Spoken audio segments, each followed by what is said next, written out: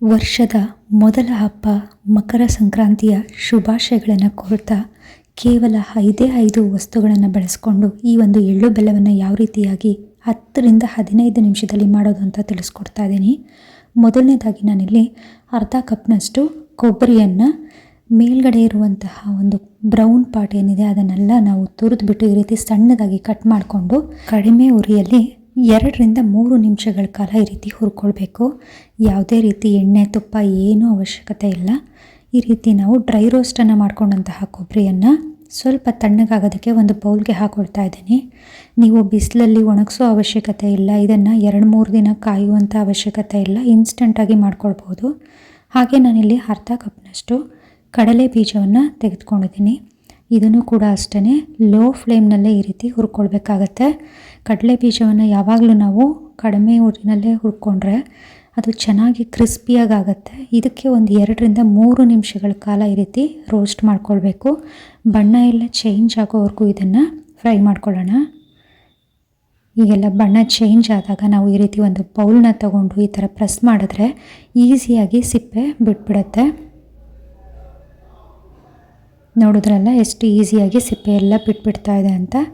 ಈಗ ಇದನ್ನು ಕೂಡ ಸಿಪ್ಪೆನೆಲ್ಲ ನಾವು ತೆಗೆದು ಕಡಲೆ ಬೀಜ ರೆಡಿ ಮಾಡ್ಕೊಳ್ಳೋಣ. ಹಾಗೆಯೇ ಅರ್ಧ ಕಪ್ನಷ್ಟು ಹುರ್ಗಡ್ಲೆಯನ್ನು ಕೂಡ ನಾನು 1 ನಿಮಿಷಗಳ ಕಾಲ ಸ್ವಲ್ಪ ಬಿಸಿ ಮಾಡ್ಕೊಳ್ತಾ ಇದ್ದೀನಿ.